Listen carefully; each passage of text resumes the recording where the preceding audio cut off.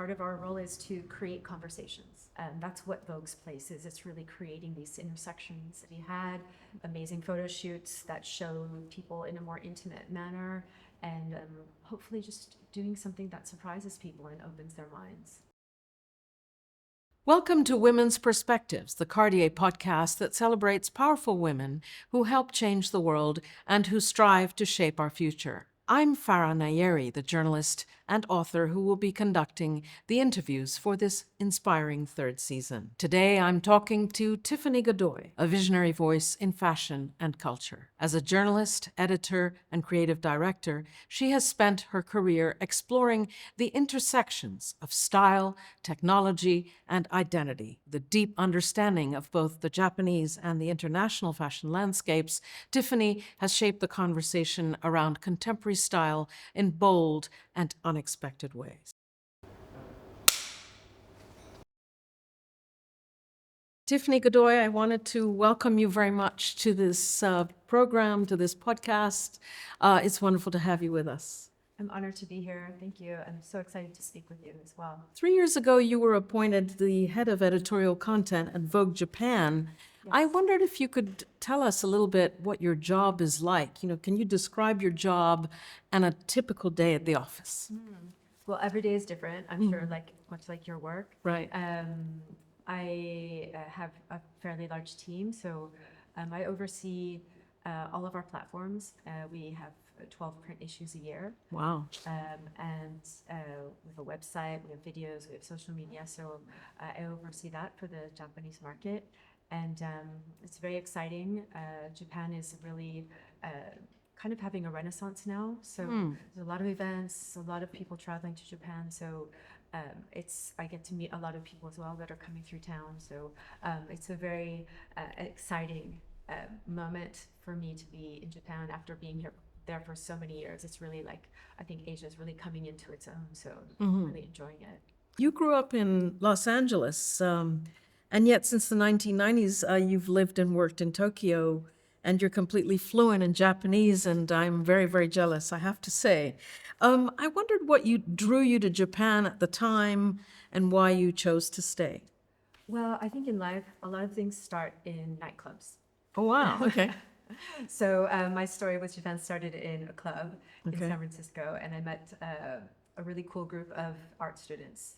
And the way they were dressed just kind of rocked me, and I became very curious about Japan. And I just became very curious about why Japanese style was so different. And then I went and really felt like just I was on a different planet, and was so enamored, and just felt like I was learning every day, and that was something I love to learn. That was my gateway.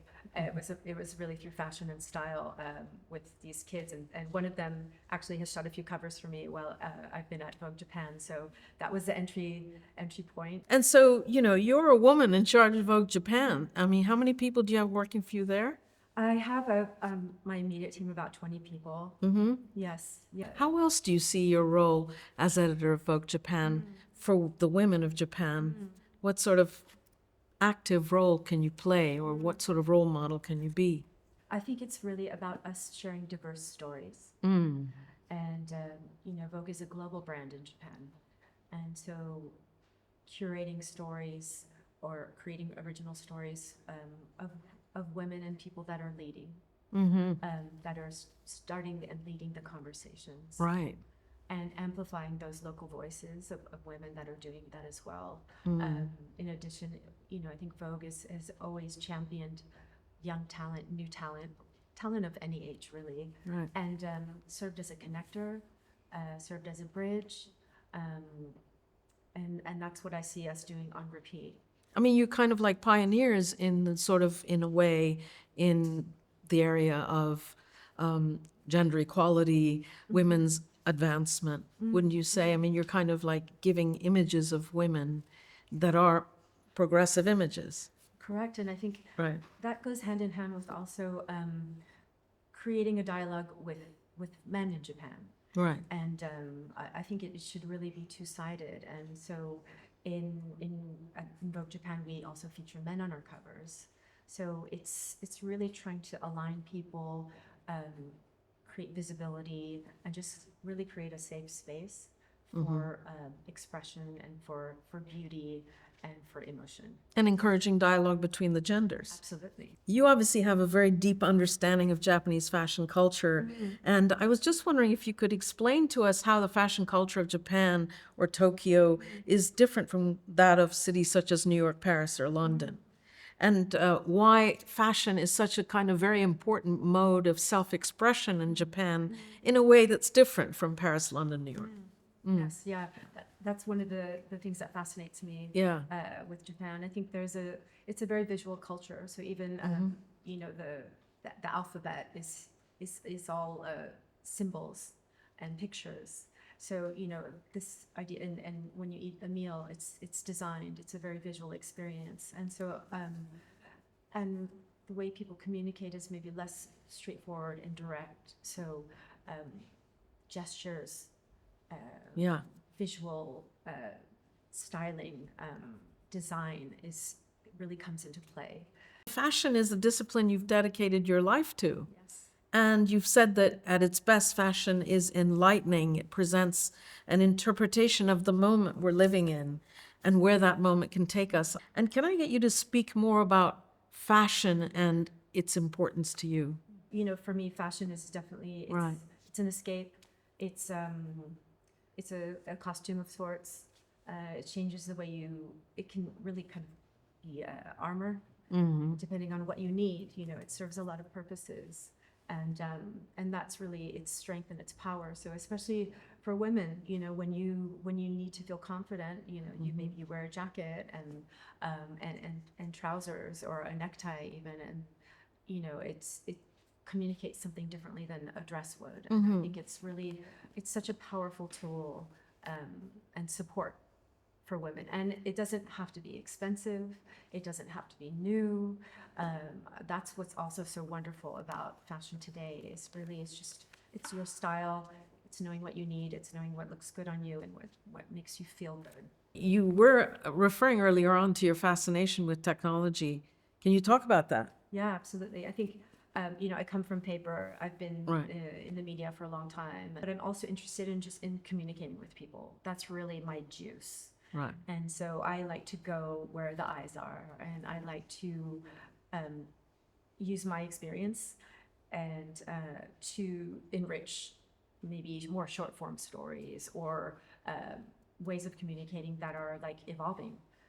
So I think it's just to use that experience and this kind of like legacy experience and fuse it with the way people are taking things in and hopefully connecting with them, informing them, sharing great stories so that we can make their day better or inspire someone to make a change or just tell the truth, share the truth. And let's focus a little bit just on the women of Japan who are in the workplace, the women who are buying Vogue Japan, who follow Vogue Japan, you know, the ones who are maybe in their 30s and their 40s, maybe in their 50s, you know, women in the workplace. How fashion conscious are they, and how much do they really pay attention to what Vogue Japan tells them to wear?